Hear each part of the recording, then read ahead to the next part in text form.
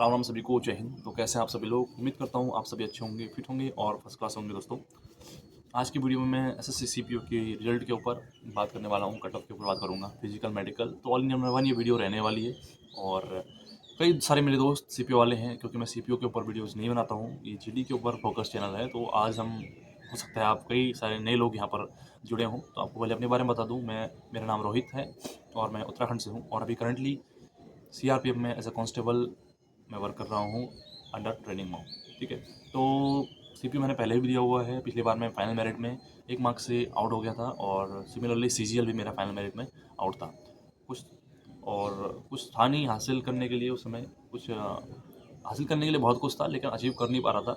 तो उस समय लगा कि इस बेरोजगारी से तो अच्छा है कि जो भी हाथ में हो, क्योंकि हम एक गरीब फैमिली से हैं भाई, मिडिल क्लास फैमिली से हैं। तो हमारे लिए फर्स्ट प्रायोरिटी रहती है कि हमारी फैमिली है। और फैमिली को ध्यान में रखते हुए और अपने फ्यूचर को ध्यान में रखते हुए उस समय मैंने सीआरपीएफ ज्वाइन करी है कांस्टेबल के पद पर। लेकिन कई लोगों को मैं देखता हूँ, जब मैं एंट्री की थी जीसी में भी मैं गया था, तो वहाँ पर लोग कहते थे कि यार अब तुम यहाँ आ गए हो तो तुम यहाँ से बाहर नहीं जा पाओगे। तुम जो है ट्रेनिंग करोगे, फिर उसके बाद 15-15 18-18 घंटे की ड्यूटीज़ करोगे, तो आपको टाइम ही नहीं मिलेगा पढ़ने के लिए, आगे बढ़ने के लिए। ऐसा ऐसा कहते थे लोग मुझसे। ठीक है। और अभी भी कहते हैं और कहते रहेंगे। कहने वालों को काम तो है, कहने कहने का है। ठीक है। तो भाई हमारा काम है अपने मेहनत करने का, प्रयत्न करने का, प्रयास करने का। तो उसी एवज़ में मैंने जो है सीपीओ 2024 का एग्ज़ाम दिया और उसी का मैं आपको रिव्यू करने वाला हूँ। ठीक है। हार्ड है, मुश्किल है भाई एग्ज़ाम दे पाना, छुट्टी ले पाना, पढ़ पाना ड्यूरिंग ट्रेनिंग और ड्यूरिंग योर सर्विस। परंतु आपको एफर्ट्स तो डालने पड़ेंगे। देखो, बिना मेहनत के, प्रयास के कुछ संभव नहीं है। ठीक है। मैंने 1 दिन की छुट्टी लेने के लिए ट्रेनिंग में बहुत ही पापड़ बेले हैं। सिर्फ 1 दिन की छुट्टी ली है एग्ज़ाम के लिए। ठीक है। उसके लिए भी मैंने बहुत स्ट्रगल किया। और पढ़ना कैसे पढ़ा, क्या नहीं पढ़ा, वो तो खैर छोड़ो, वो तो बहुत ही अलग बात है, बात की बातें हैं। उसके विषय में डिस्कशन नहीं करेंगे, क्योंकि लंबी कहानी है बहुत। कैस है ना, तो वो बाद में करेंगे बात। अगर सिलेक्शन कभी हो गया तो बताएंगे, अभी लंबा रास्ता है। ठीक है। तो मैं अपना स्कोर कार्ड आपको बताता हूँ। मेरा अभी प्री में कितना स्कोर है। बहुत ज़्यादा अच्छा स्कोर तो नहीं कहूँगा इसको मैं कि मेरा बहुत अच्छा स्कोर है, परंतु मेरा जो है 134 स्कोर है, रॉ स्कोर। ठीक है। और बहुत अच्छे स्कोर तो नहीं कहेंगे, बड़ा सेटिस्फैक्ट्री स्कोर है, क्योंकि भाई ट्रेनिंग टाइम में मेरे ख्याल से इतना ठीक है। हाँ, अगर घर पर होता तो शायद थोड़ा और बेहतर कर सकता था, 150 तक ले आता। परंतु ट्रेनिंग टाइम पर भी इतना मेरे ख्याल से सेटिस्फैक्ट्री है, क्योंकि भाई हार्ड जो है ट्रेनिंग चल रही है। और ट्रेनिंग हार्ड ही होती है और होनी भी चाहिए। ठीक है भाई। तो 134 है रॉ, और थोड़ा बहुत नॉर्मलाइज होकर के बढ़ जाएगा। और हालांकि कटअप इस बार चांसेस हैं कि थोड़ा सा हाई रहे, परंतु ओबीसी डब्ल्यूएस की कटअप थोड़ा सा जनरल से कम ही रहती है। तो हो जाएगा प्रीत, तो इतना पता है। और मेंस मैंने पिछली बार का दिया हुआ है, और पिछली बार मेरे 160 समथिंग स्कोर था टायर 2 में। तो इंग्लिश भी मेरा एवरेज है। अगर इसमें थोड़ा वृद्धि कर सकूँ मैं, अगर 170 तक या 175 तक आ जाएंगे, तो एक छोटी सी फोर्स या जो भी है जिसकी लोएस्ट कट ऑफ वृद्धि वो तो मुझे मिल जाएगी। इतने नंबर में इतना है कन्फर्म है। ठीक है। तो अगर अच्छा परफॉर्म कर लिया मेंस में, जो कि शायद पॉसिबल नहीं होगा मेरे लिए, बहुत अच्छा स्कोर तो मैं नहीं कर पाऊंगा, मुझे पता है। परंतु अगर 160 के ऊपर जितने ज़्यादा जाऊँगा, 160 के ऊपर जितना जाऊँगा, उतना ही सिलेक्शन के चांसेस भी बढ़ जाएंगे। ओबीसी डब्ल्यूएस से मैं बात कर रहा हूँ, तो आप समझ गए होंगे कि मैं कट ऑफ की तरफ क्या इशारा कर रहा हूँ।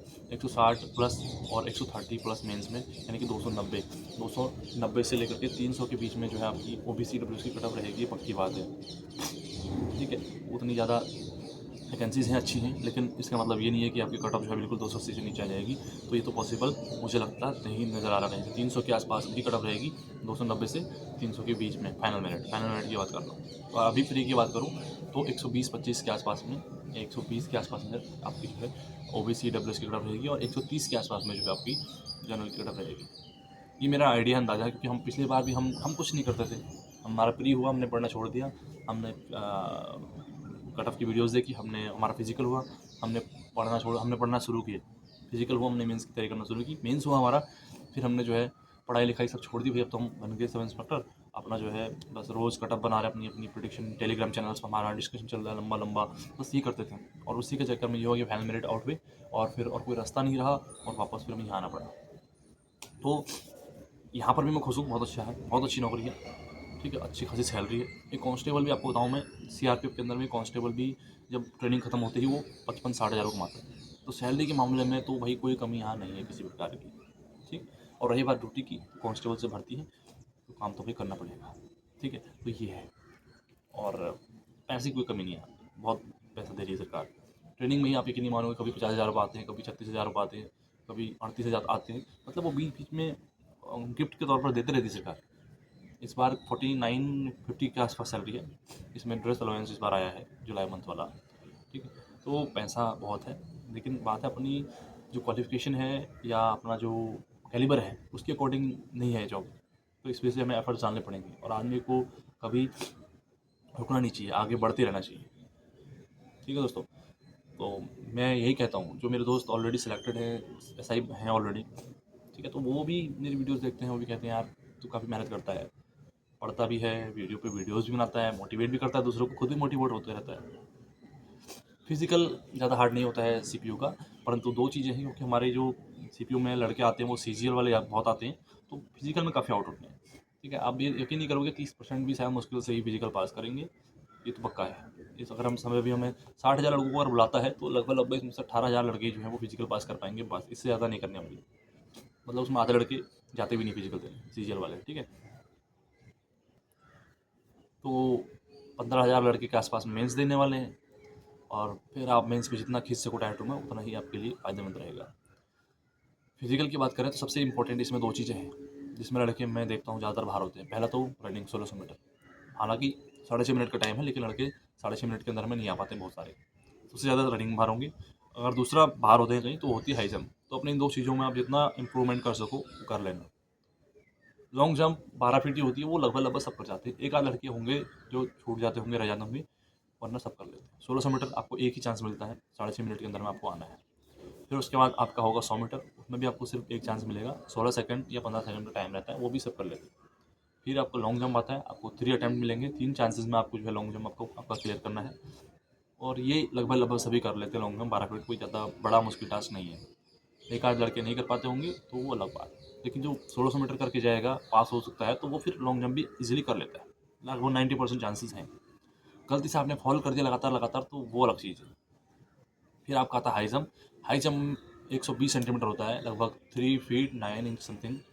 और ये भी इसमें थोड़ा दिक्कत होती है लड़कों को, ठीक है। तो हाई जंप की अच्छी खासी प्रैक्टिस आपको चाहिए और ये करके जाना। इसमें बाहर होते हैं, मैं आपको बता दिया ऑलरेडी, मैंने पिछले यार दिया हुआ है, इसलिए बता रहा हूँ आपको। तीसरा चीज़ उसके बाद आता है आपका शॉर्ट पुट। वो सब कर लेते हैं, कुछ नहीं, छोटा सा एक गोला फेंकना है बस, वो बहुत आसान होता है, उसमें कोई भार नहीं होता है, ठीक है। फिर उसके बाद आपका हाइट चेस्ट ये सब मेजर होता है, तो पहले कर लेंगे तो बाद में करेंगे हाइट चेस्ट मेजरमेंट। और आपका वेट, बॉडी वेट की वजह से कोई फिजिकल भार नहीं होता है। बॉडी वेट आपका रिजेक्शन का पॉइंट बनेगा, तो वो मेडिकल टाइम में बनता है। मेडिकल और डॉक्यूमेंट वेरिफिकेशन आपका लास्ट में बाद में होगा एक साथ, ठीक है। तो ये था आज की वीडियो में, और उम्मीद करूँगा आपको ये वीडियो पसंद आई होगी। अगर आपको कोई भी सवाल जवाब करना है या आप मुझसे कनेक्टेड रहना चाहते हैं तो मुझे आप इंस्टाग्राम पर आप मैसेज कर सकते हैं। मेरी इंस्टा आई डी है @irohituk01। कमेंट बॉक्स में भी मैं अपनी इंस्टा आई डी डाल दूँगा। तो उम्मीद करेंगे कि इस बार का जो हमारा एग्ज़ाम रहेगा दोस्तों वो अच्छा रहेगा, और आगे तक हम इस चीज़ को लेते जा सकेंगे, और अपना जो एफ़र्ट्स हैं, मेहनत हैं, उसमें अपनी तरफ से कोई कमी नहीं आने देंगे, ना मैं ना आप, ठीक है। कुछ ना कुछ हासिल करना है, इस बार अच्छा हासिल करना है, ठीक है। तो फिर मिलेंगे, तब तक के लिए बाय बाय, टेक केयर, जय श्री राम, जय हिंद।